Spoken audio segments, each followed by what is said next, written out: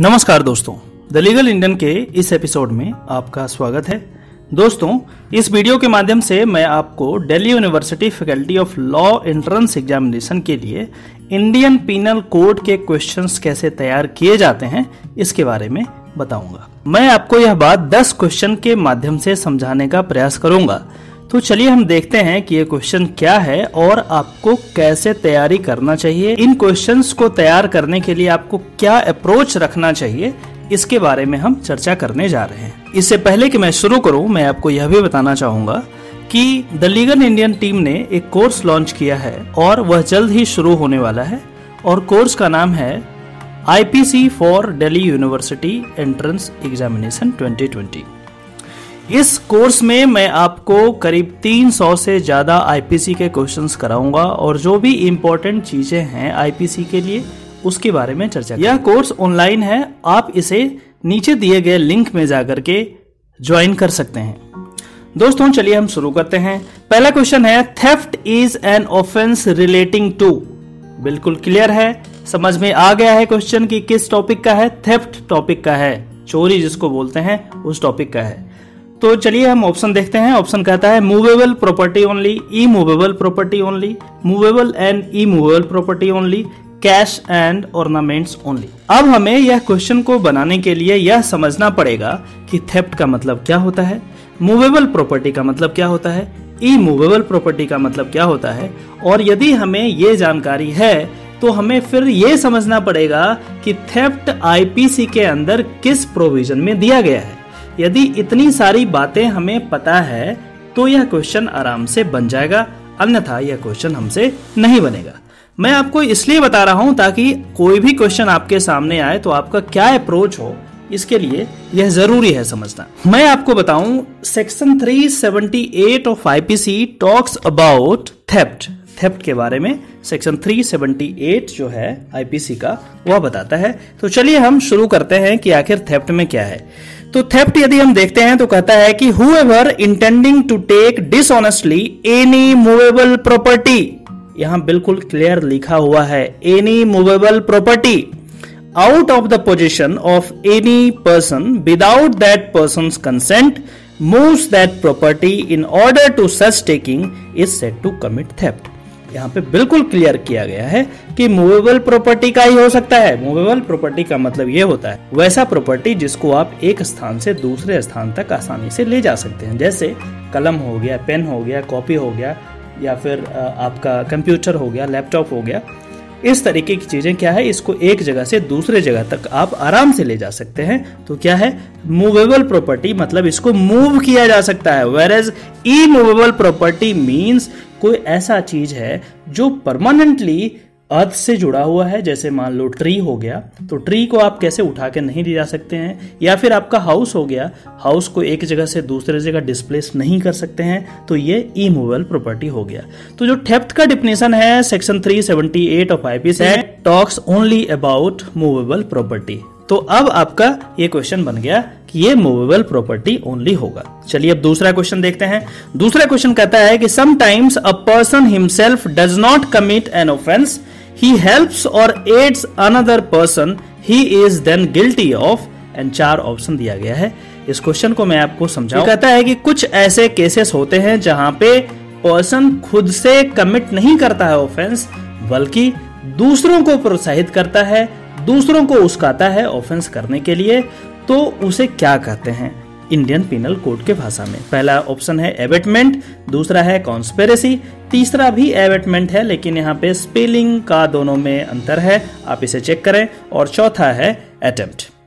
तो अब यदि आप ये तमाम चीजों के बारे में जानते हैं फिर तो क्वेश्चन कर पाएंगे, और यदि नहीं जानते हैं तो सबसे पहला काम आपको ये होगा कि आप सर्च करें कि आखिर एबेटमेंट कहां पे दिया गया है IPC में। गूगल पे सर्च करें, आप देखेंगे आपको मिल जाएगा section 107 and 108। 107 of IPC talks about the abetment of a thing, whereas 108 talks about the abettor, जो कि उसका रहा है उसको। जैसे ही आप 107 देखेंगे एंड 108 देखेंगे, आप इस क्वेश्चन को आराम से मैं आपको इन क्वेश्चंस के माध्यम से बताना चाह रहा हूं कि आपको कैसे अप्रोच करना है, कैसे आपको तैयारी करना है, ताकि आप एक रेलेवेंट चीजें हैं उसके बारे में पढ़ें, मैक्सिमम पढ़ें, ताकि इससे रिलेटेड क्वेश्चन यदि आपको एग्जाम में आ जाए तो फिर आपको आसानी हो वहां करने में। इसका आंसर अबेटमेंट होगा, ऑप्शन ए होगा। आप सेक्शन 107 और 108 को जा करके जरूर देखें। मैं आपको यह भी बताऊं कि यह जो कोर्स के बारे में मैंने अभी बात की है उसमें तमाम चीजें, इन तमाम चीजों को बहुत ही डिटेल में समझाया जाएगा, ताकि आपका एक भी डाउट नहीं हो आपके पास। जो भी डाउट्स होंगे उसको भी सॉल्व किया जाएगा, प्लस 300 से ज्यादा क्वेश्चंस कराया जाएगा। इसी तरीके से हर दिन कम से कम 10 घंटा पूरा हम आईपीसी पे चर्चा करने जा रहे हैं। तो आप नीचे दिए गए लिंक पे जाकर के उसे ज्वाइन कर सकते हैं। चलिए अगला क्वेश्चन देखते हैं। अगला क्वेश्चन है कि when a person is prosecuted for committing a criminal offence the burden of proofs is on. अब इसको समझने के लिए हमें देखना पड़ेगा कि बर्डन ऑफ प्रूफ का मतलब क्या होता है, प्रोसिक्यूशन का मतलब क्या होता है, क्रिमिनल ऑफेंस का मतलब क्या होता है। आपको मैं हिंदी में समझाऊं। ये कहता है कि यदि कोई ऑफेंस हुआ है तो कोर्ट में मामला चला गया। कैसे गया कोर्ट में मामला? भैया पहले कोई ऑफेंस करेगा, फिर उसके बाद एफआईआर करेगा, उसके बाद जैसे ही इन्वेस्टिगेशन खत्म होगा कोर्ट में प्रोसीडिंग शुरू हो जाएगा। अब बात है कि कौन प्रूफ करेगा कि ये बंदा किया है या नहीं किया है। जैसे ऑफेंस मान लो कोई किया, जैसे एग्जांपल मान के चलो ए ने बी का मर्डर किया है, ठीक है, ये केस दर्ज हो गया, पुलिस इस पे एफआईआर करके इन्वेस्टिगेशन सब कुछ हो गया, अब ये मामला कोर्ट में चला गया। अब कोर्ट में ये प्रूफ करना है कि ए ने बी का मर्डर किया, तो आखिर किसको करना पड़ेगा प्रूफ? तो उसी में इसका ऑप्शन है, क्या कहता है, हिमसेल्फ, दूसरा है प्रोसिक्यूशन, तीसरा है कोर्ट, चौथा है पुलिस। मतलब जो यह आरोप लगा रहा है कि फला व्यक्ति ने मेरा मर्डर किया है या फला व्यक्ति ने मेरे परिजन का मर्डर किया है, मेरे फैमिली मेंबर्स का मर्डर किया है, ही हैज टू प्रूफ। क्या प्रूफ करना होगा कि हाँ भैया इन्होंने ऐसा किया है। कैसा प्रूफ होगा? प्रूफ बियॉन्ड रीजनेबल डाउट, कोई भी डाउट नहीं रह जाएगा। इसी को लीगल भाषा में हम बोलते हैं प्रोसिक्यूशन। यहाँ पे क्लियर है कि प्रोसिक्यूशन मतलब जो आरोप लगा रहा है उसी को प्रूफ करना पड़ेगा कि हाँ मर्डर इसने किया। चलिए हम आगे बढ़ते हैं। अगला क्वेश्चन है कि acid attack is an offence under which provision of IPC. Acid attack के बारे में हमने कई मूवी देखी है, कई बार स्टोरी सुने हैं, तो आखिर यह कहीं ना कहीं आईपीसी के अंडर तो जरूर होगा। ऑप्शन है section 375 IPC, section 326 A IPC, section 326 B IPC and फिर चौथा ऑप्शन है बोथ 2 and 3। यदि आप जानते हैं कि सेक्शन 375 में क्या है, 326 ए में क्या है, 326 बी में क्या है, तब तो यह क्वेश्चन आराम से कर सकते हैं, और यदि नहीं जानते हैं तो यह क्वेश्चन नहीं बनेगा। तो राइट अप्रोच यह होगा कि जितने भी ऑप्शंस दिए गए हैं उसको आप आईपीसी में सर्च कीजिए कि इस प्रोविजन में क्या दिया गया है, उसको पढ़ने का प्रयास कीजिए, और कोई डाउट होगा तो हम अपने कोर्स में इसे सॉल्व करने का प्रयास करेंगे। फिलहाल के लिए आप यदि सेक्शन 326 ए और 326 बी देखेंगे तो आपको इसका आंसर मिल जाएगा।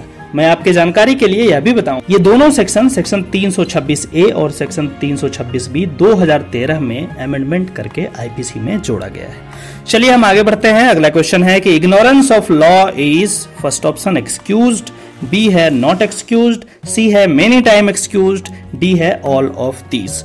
अब इसको समझने का प्रयास करते हैं कि आखिर ये कहना क्या चाह रहा है क्वेश्चन। ये कह रहा है कि इग्नोरेंस ऑफ लॉ इज, मतलब आप इसको ऐसे समझिए कि सपोज दैट एक पर्सन कोई क्राइम किया है, सपोज दैट एक पर्सन ए जो है वो लड़की का पीछा कर रहा है, ठीक है। उसके बाद जब लड़की देख रही है कि मेरा पीछा कर रहा है, वो कंप्लेन करती है पुलिस में और पुलिस उसको पकड़ लेता है।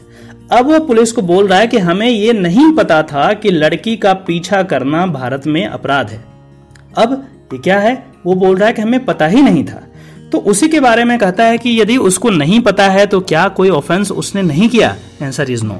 चाहे उसको पता रहे या ना रहे उससे फर्क नहीं पड़ता।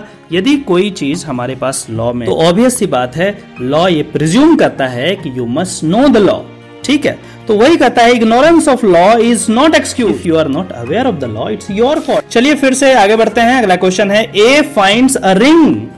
क्या कहता है? A finds a ring laying on road not in the position of any person. A by taking it commits, पहला ऑप्शन है no theft, सेकंड है theft, तीसरा है रॉबरी, चौथा है डकैती। ये कहता है कि ए एक बंदा है जो कि रोड पे चल रहा था और वहां पे उसको रिंग मिला और उसके बाद क्या हुआ कि रिंग तो वहां पे किसी के पोजीशन में नहीं था, वैसे ही पड़ा था, तो वो क्या किया, रिंग को उठा लिया और अपना यूज में करने लगा। तो A finds a ring laying on the road not in the position of any person, A by taking it commits, A उसको ले लिया तो आखिर कौन सा ऑफेंस किया, क्या थेफ्ट किया, क्या थेफ्ट नहीं किया, क्या रॉबरी कर लिया या डकैती कर लिया, क्या किया। तो ऑब्वियस सी बात है आपको सब कुछ पता होना चाहिए कि थेफ्ट का मतलब क्या होता है। अभी हमने देखा है सेक्शन 378 में आपको रॉबरी क्या होता है उसको समझना पड़ेगा, डकैती क्या होता है उसको समझना पड़ेगा। मतलब आप 378 के बाद जो भी प्रोविजंस है 79, 80, 380, 381, 382 इस तरीके का प्रोविजन वहाँ पे आपको थेफ्ट और रॉबरी, डकैती, एक्सटॉर्शन से रिलेटेड सारी जानकारी वहाँ पे मिल जाएगी। तो आप वहाँ जाकर के पहले देखिए, उसके बाद इसको आप सॉल्व कर पाएंगे।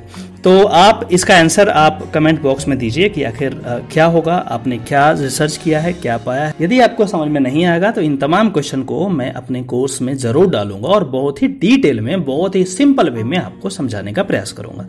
अगला क्वेश्चन है, which of the following defences is not available to the accused in a criminal case.